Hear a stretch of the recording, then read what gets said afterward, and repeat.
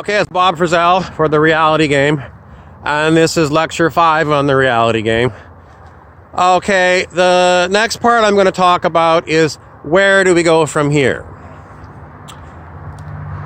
Okay, so I still have got a lot of sort of religious ideas. A lot of religious ideas, because in the end, human ethics, I think a lot of it was rooted in religion, and some of it was rooted in anti-religion, humanism, for example.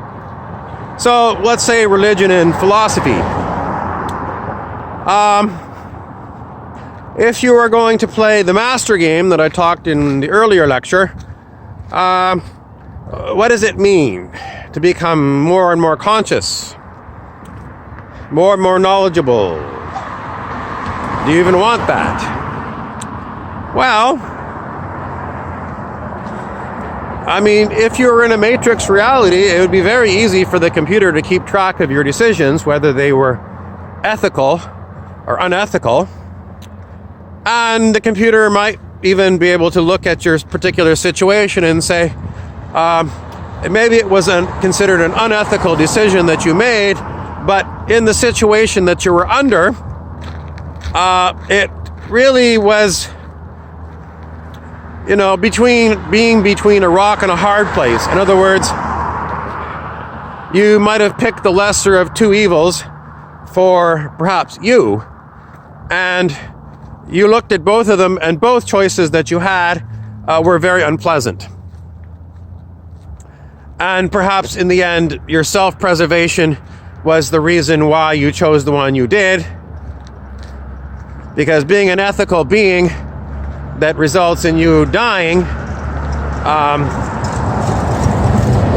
all the ethical beings followed that procedure, and they all, it was like Masada, the ancient Jewish temple.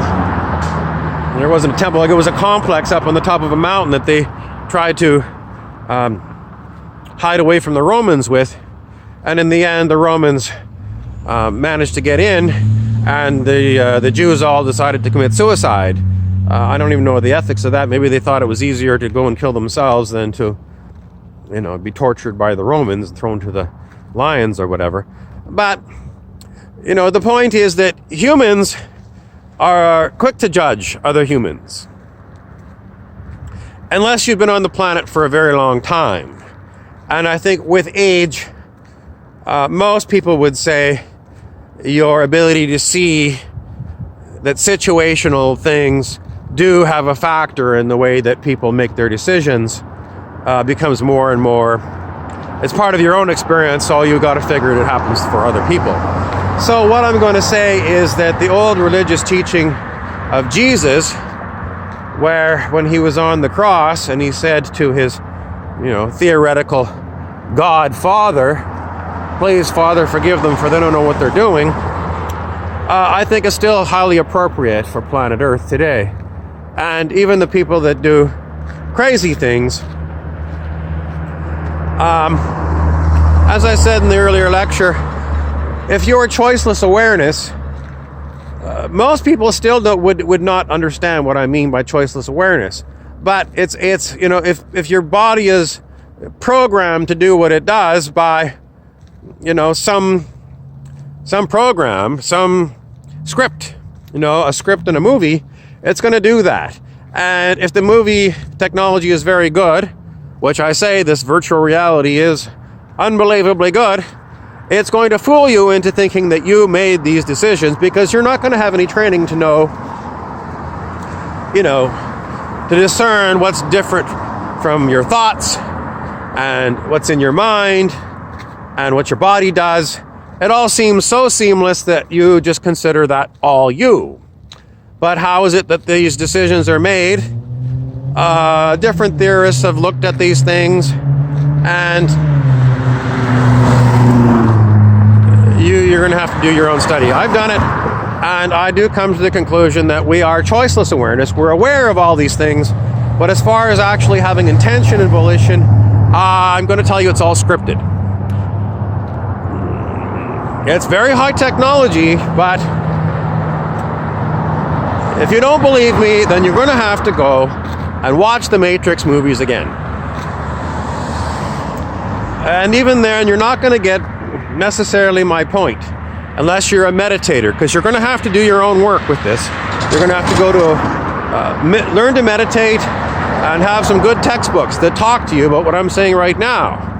That you can observe your thoughts that are in your mind, and you can observe these things, and you get a sense of separation. You're aware of, it seems to me everyone has got their own internal voice, that they say, well, it's my internal voice and it tells me what to do. Maybe it sounds like you're the voice that you speak with, or maybe it's a quiet voice and it's, maybe some people call it intuition or something. It's just like, I just got this feeling that, I was going to do this or I wanted to do that. How do you describe the internal workings of what it's like to be a human? I think it's very interesting, and not many people talk about it.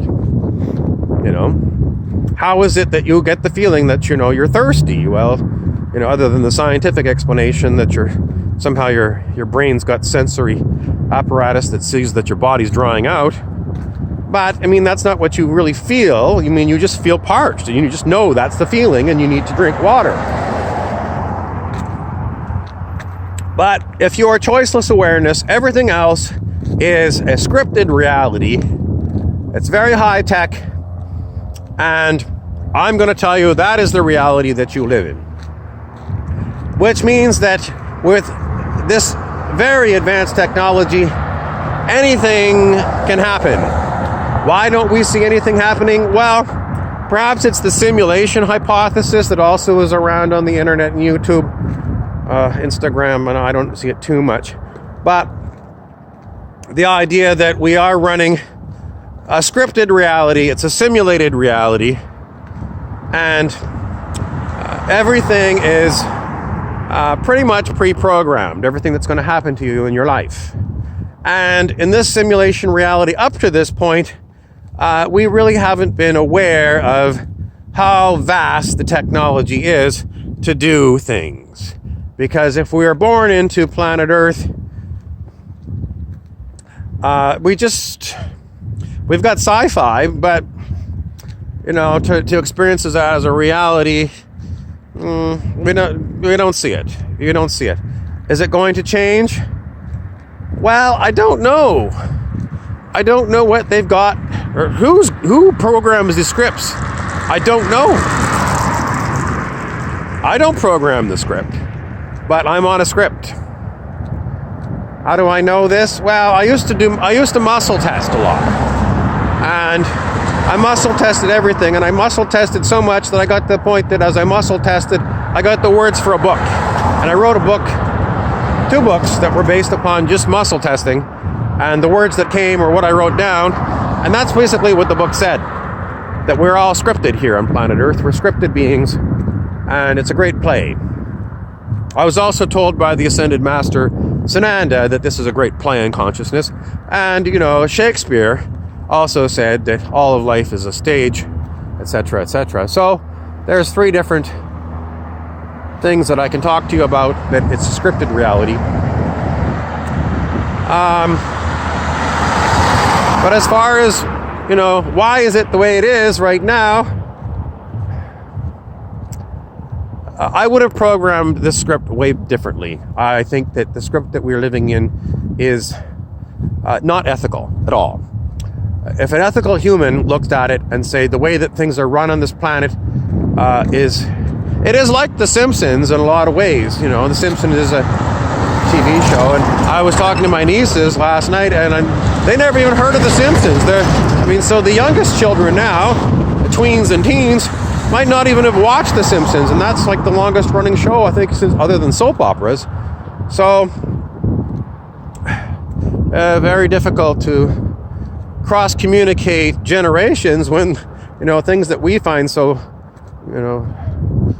ever-present and everybody knows about, heard about, and, there's some people that's like, I don't ever heard of that one. So, anyway, that's all for this lecture. What to expect, I don't know, but keep your eyes open. I'm Bob Frizzell.